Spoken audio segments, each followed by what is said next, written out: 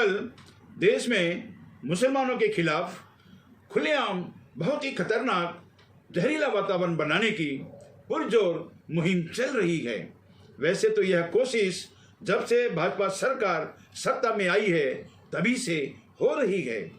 निष्पक्ष पत्रकार अभय की रिपोर्ट के अनुसार इन 8 सालों में भाजपा के नेतागण और उनकी आईटी सेल ने इस्लाम और मुसलमानों के खिलाफ तकरीबन 5000 के करीब कमेंट्स और टिप्पणियां की हैं, जिससे मुसलमानों के खिलाफ माहौल खराब होने के साथ साथ उनके दिल भी आहत होते रहे हैं। अभी हाल ही में भाजपा के जहरीले प्रवक्ता नुपुर शर्मा और नवीन जिंदल ने भी इस्लाम के खिलाफ बहुत ही आपत्तिजनक टिप्पणी की है, जिससे न सिर्फ भारतीय मुस्लिम समुदाय बल्कि पूरी दुनिया के मुसलमान आहत हुए हैं। उनकी धार्मिक भावनाओं को ठेस पहुंचाकर दिलों को लहूलुहान करने का घृणित कुकृत्य किया गया है और देश के कर्ता धर्ता और जिम्मेदार लोगों की चुप्पी असाधारण दुखद व आश्चर्यजनक है। बाद में जब दूसरे मुस्लिम देशों ने भारत पर दबाव बनाया तो उसके बाद तब कहीं जाकर इन 8 सालों में पहली बार किसी पर कार्यवाही करते हुए पार्टी से किसी को बाहर का रास्ता दिखाया गया है, लेकिन नुपुर शर्मा को सिर्फ निष्कासित किया है और 6 साल के बाद उसे दोबारा पार्टी में शामिल करके इनाम से नवाजा जाएगा।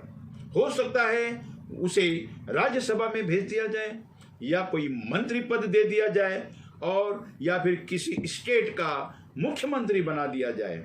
मैं ऐसा इसलिए कह रहा हूं कि भाजपा की अभी तक की यही नीति रही है कि जो मुसलमानों के खिलाफ जितना जहर उगलता है या इंसानियत को शर्मसार करता है उसको उतना ही बड़ा इनाम दिया जाता है। उदाहरणों की वैसे तो बहुत लंबी लिस्ट है, लेकिन वीडियो काफ़ी लंबा हो जाएगा, इसलिए मैं सिर्फ कुछ ही उदाहरण यहाँ पर देना चाहूँगा। इनाम पाने वालों में सबसे ऊपर नाम मोदी जी का आता है। भाजपा ने उनको पहले तो सीधे मुख्यमंत्री बना दिया और बाद में मुख्यमंत्री से सीधे प्रधानमंत्री बना दिया गया।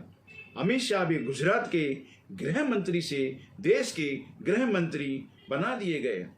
साध्वी प्रज्ञा सिंह का नाम सभी को पता होगा, जिन पर बम ब्लास्ट जैसे संगीन आतंकवादी किस्म के आरोप लगे थे, जिसके कारण कांग्रेस के शासनकाल में उनको जेल भी हुई थी। 2008 के मालेगांव के उस बम ब्लास्ट में 6 लोगों की मृत्यु हुई थी और 100 लोगों के करीब घायल भी हुए थे।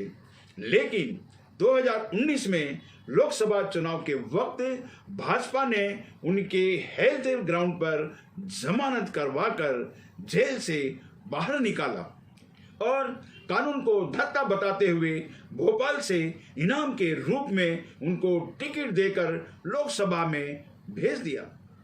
कपिल मिश्रा और अनुराग ठाकुर जैसे भाजपा के नेताओं के द्वारा गोली मारने जैसे नसीहत और भड़काऊ भाषण के कारण दिल्ली के दंगे भड़के और भारी जान माल का नुकसान भी हुआ, लेकिन उन नेताओं पर भाजपा की नीति के अनुसार कोई कार्यवाही नहीं हुई, बल्कि ऐसे लोगों का कद पार्टी में दिन प्रतिदिन बढ़ता ही रहता है।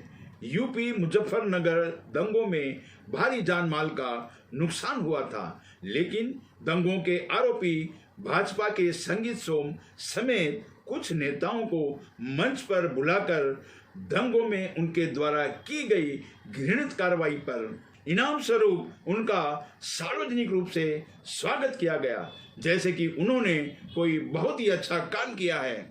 और जाहिर सी बात है कि इन सब प्रकृतियों से पार्टी में उनके कद का बढ़ना और उनको मंत्री पद वगैरह का मिलना, यह सब भाजपा नीति के अनुसार ही था। दिल्ली के शाहीन बाग में शांतिपूर्वक प्रोटेस्ट कर रहे लोगों पर खुलेआम कपिल गुज्जर नामक व्यक्ति के द्वारा गोली चलाने पर भाजपा ने उसे मंच पर बुलाकर सार्वजनिक रूप से उसका स्वागत किया और इनाम स्वरूप उसको पार्टी में भी शामिल कर लिया।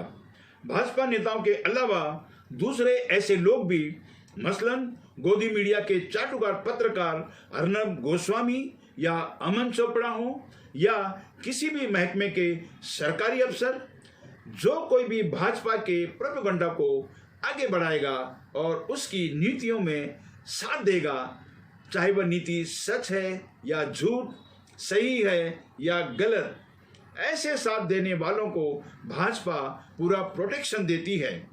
जैसे अर्नब गोस्वामी को जेल से निकलवाया और अमन चोपड़ा को जेल जाने से बचाया, हरियाणा के करनाल में सरकारी फरमान को पूरी तरह से लागू करने के एवज में किसानों के सिर फोड़ने वाले एसडीएम आयुष सिन्हा के ऊपर कोई कार्रवाई न करते हुए उन्हें प्रमोशन देकर चंडीगढ़ ट्रांसफर कर दिया गया। इतने जुल्म सितम करने के बाद भी भाजपा ने कभी किसी के ऊपर कोई कार्यवाही नहीं की, बल्कि इसके विपरीत उनको इनामों से नवाजा गया, ताकि यह सब देखकर दूसरे लोग भी प्रेरित होकर ऐसे कृत्य करें।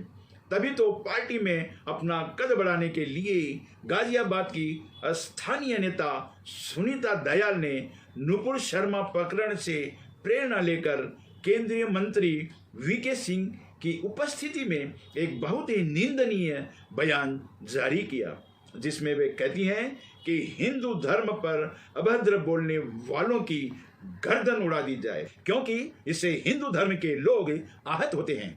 लेकिन मैं सुनीता दयाल से यह पूछना चाहता हूं कि नुपुर शर्मा ने इस्लाम के खिलाफ अभद्र टिप्पणी करके पूरी दुनिया के मुसलमानों के दिलों को चोट पहुंचाई, तो आप नुपुर शर्मा के लिए कौन सी सजा मुकर्रर करेंगी? और सुनीता दयाल जी, आपकी नॉलेज के लिए बता दूं कि आपने कभी किसी मुसलमान को दूसरे धर्म के आराध्य देवी देवताओं के बारे में अभद्र टिप्पणी करते नहीं सुना होगा, क्योंकि इस्लाम धर्म की सीख उनको ऐसा करने से रोकती है। अभी बिहार के आरा में हिंदू संगठनों की सभा में एक चेतावनी पारित हुई कि अगर नुपुर शर्मा को कुछ भी हुआ तो 100 करोड़ हिंदुओं को तुम लोग झेल नहीं पाओगे। और हिंदी समाचार पत्रकार दैनिक भास्कर के जिम्मेदार रिपोर्टर राजेश साहू ने ट्वीट किया है कि नुपुर शर्मा केस दंगा करवा के मानेगा।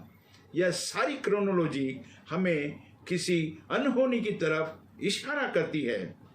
पूरा देश गोधरा कांड को अभी तक भूला नहीं है, जिसके कारण पूरा गुजरात जल उठा था और जिससे मुसलमानों की जान और माल का भारी नुकसान भी हुआ था। मुसलमान तो सिर्फ नुपुर शर्मा की गिरफ्तारी की मांग कर रहे हैं, वे उनको कोई नुकसान पहुंचाकर किसी अहित के बारे में नहीं सोच रहे हैं। कहीं ऐसा तो नहीं है कि ऐसे विचारों के लोग जैसे कि आरा में जमा हुए थे मुसलमानों को भारी जान माल का नुकसान पहुंचाने के लिए नुपुर शर्मा को सीढ़ ना बनाए। मोदी जी के बारे में अगर कोई थोड़ा सा भी लिख देता है तो उसकी गुजरात के जिग्नेश मेवानी की तरह फौरन गिरफ्तारी हो जाती है। लेकिन नुपुर शर्मा ने तो मुसलमानों के पैगंबर साहब के बारे में अभद्र टिप्पणी की है, तो फिर वह अभी तक आजाद क्यों है? उसकी गिरफ्तारी क्यों नहीं होती? मोदी जी, मैं आपसे पूछना चाहता हूं कि आपके शासन में हिंदू संगठनों के द्वारा यहाँ वहाँ सभाएं आयोजित करके मुसलमानों को मारने का खुलेआम प्रचार किया जाता है। आपकी आईटी सेल हो या कोई नेता, जिसको देखो मुसलमानों के खिलाफ सोशल मीडिया या मेन स्ट्रीम मीडिया पर जहर उगलता रहता है। यहाँ तक कि सुनीता दयाल जैसे छोटे कद की नेता, जिसे कोई नहीं जानता, अपना कद बढ़ाने के लिए और प्रख्यात होने के लिए गर्दन को उड़ाने तक की बात करती है। उन सब के खिलाफ कभी कोई कार्यवाही नहीं होती। क्यों मोदी जी? क्यों नहीं कभी कार्रवाई होती है? मेरा सवाल है मोदी जी, उनको ऐसा बर्बरतापूर्ण और इंसानियत के खिलाफ बोलने या करने का दुस्साहस कहां से आता है? कौन है ऐसे लोगों के पीछे जो इनको प्रोटेक्ट करता है? और इसके विपरीत जो इंसानियत के लिए अच्छे काम करता है, उनके पीछे सरकारी संस्थानों को लगाकर उनको हतोत्साहित और परेशान किया जाता है। कोरोना काल के दौरान किए गए अच्छे कामों का दुष्परिणाम हमारे सामने पप्पू यादव, श्रीनिवासन और सोनू सूद के रूप में मौजूद है। मेरा सवाल है मोदी जी कि आपके शासन में बुराई को बढ़ावा और अच्छाई को हतोत्साहित यानी उसका मनोबल क्यों गिराया जा रहा है? इसके दूरगामी परिणाम अच्छे नहीं होंगे, क्योंकि हर कोई अच्छे काम करने को डरेगा और इनाम पाने के लालच में हर कोई बुरे काम को बढ़ चढ़कर पूरे उत्साह से करेगा।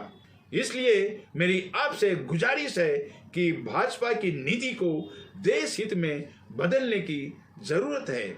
आप अच्छाई को बढ़ावा दीजिए और बुराई को खत्म कीजिए, क्योंकि यह देश जितना हिंदुओं का है उतना ही दूसरे सभी धर्मों का है, चाहे वह सिख हो या मुसलमान या ईसाई वगैरह क्यों ना हो।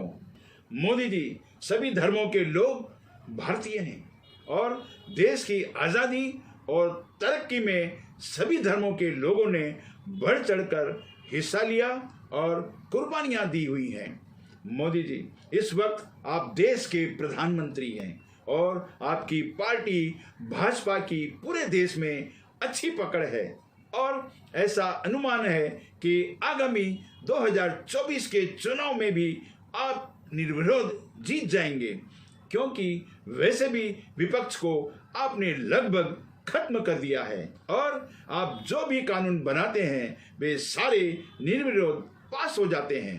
मोदी जी, जब आपकी हर मन की बात बिना किसी विरोध के पूरी हो जाती है और ये मुसलमान आपकी किसी भी बात में विरोध नहीं करते हैं और हमेशा देश हित में योगदान करने को तत्पर रहते हैं, जो कि कोरोना काल में उन लोगों ने यह करके दिखाया, तो प्लीज मेरी आपसे गुजारिश है कि भाजपा के नेताओं और गोदी मीडिया और आपकी आईटी सेल और कट्टरपंथी संगठनों को निर्देश दीजिए कि वह लोग मुसलमानों के पीछे पड़ना बंद करें, क्योंकि मुसलमानों को भी बिना डर और शांतिपूर्वक रहने का अधिकार है।